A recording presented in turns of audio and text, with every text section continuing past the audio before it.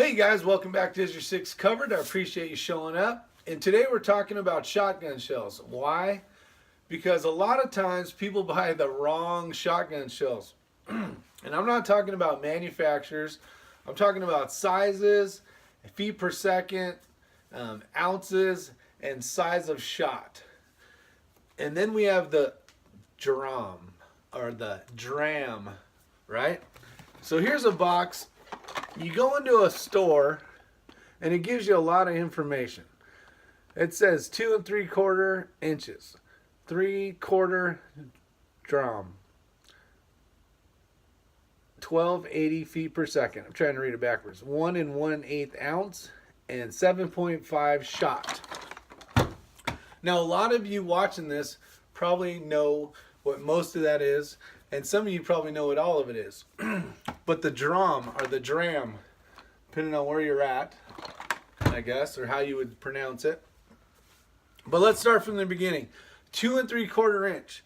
Now, depending on what shotgun you have and what model it is, will depend on the length of shell you can put into the shotgun.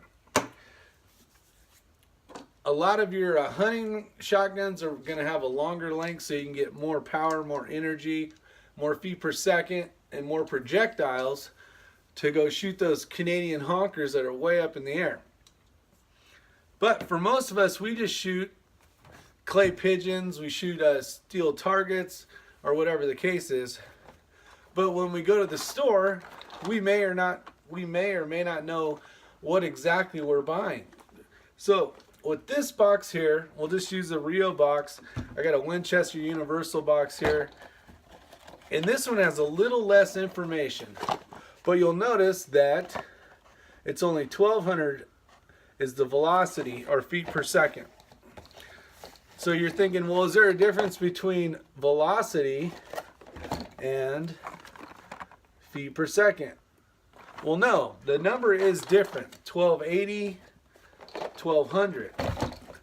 Now, some shotguns are more finicky than others, and some shotguns require a higher feet per second or velocity in order to cycle the system. Now, if you're going to run, say, an over-under or side-by-side, that's really not going to matter. It won't be as finicky because you basically crack the barrel open, throw 2 more shells in there, close it, and off you go again.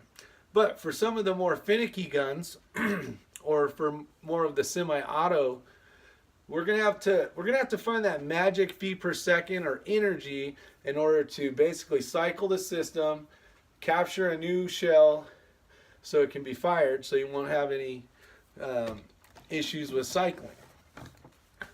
A lot of people will go with like a Winchester AA because of the feet per second. Some rounds you'll see 1300 feet per second. So will 20 feet per second matter in a shotgun?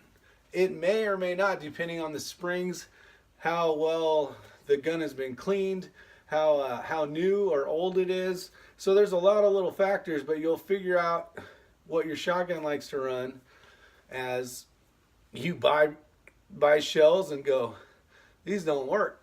So you'll see a lot of people out there. I got a few buddies out there. They're trying to figure out which shells will work in their shotgun. And luckily, I've been pretty lucky with mine. It's basically been eating everything I'm throwing in it. But those are the numbers that you're looking for. Some of the weird ones, right, are the dram right here. People are going, well, what is the dram?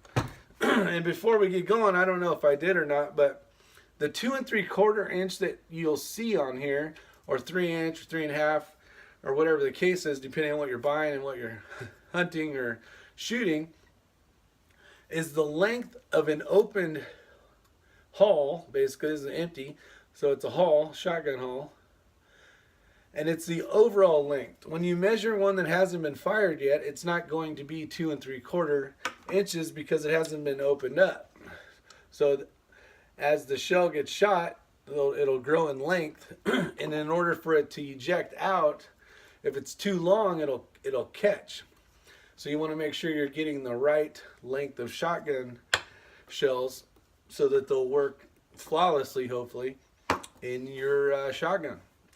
So the next up is the drum or dram, depending on how you're going to say it. And it's basically a measurement back in the day when, before smokeless powders, and we used black powder, that kind of stuff.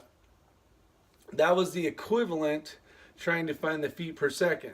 And now that they put the boxes with feet per second on it, it's a lot easier to figure out the dram or drum if you're going to load black powder. For the most part, most of us are just going to load smokeless powders because they're a little easier. You can find the next target a little faster. You know, have the big poof of powder, and it's just easier to get and a little bit safer. So today's shotgun shells use smokeless powder, and the dram is equivalent. So if you see 3 1/4 drams, like on that box, that's the equivalent in a black powder. So that's just how it works. That's what possesses the same amount of energy or force, but this would be in a smokeless powder. So it's a way to figure that out. But now that they even show feet per second, which is even better to give you an idea of what you're getting for forces or velocity, that'll definitely help. Now the 1 1/8 ounce part. People kind of get confused on that, thinking, oh, is that the amount of powder that's in there? You know, because you'll see some of these, it'll say 1 ounce of basically just 1 ounce. And they're figuring out, well, will that be less kick? Or is that going to be better because it only says 1 ounce?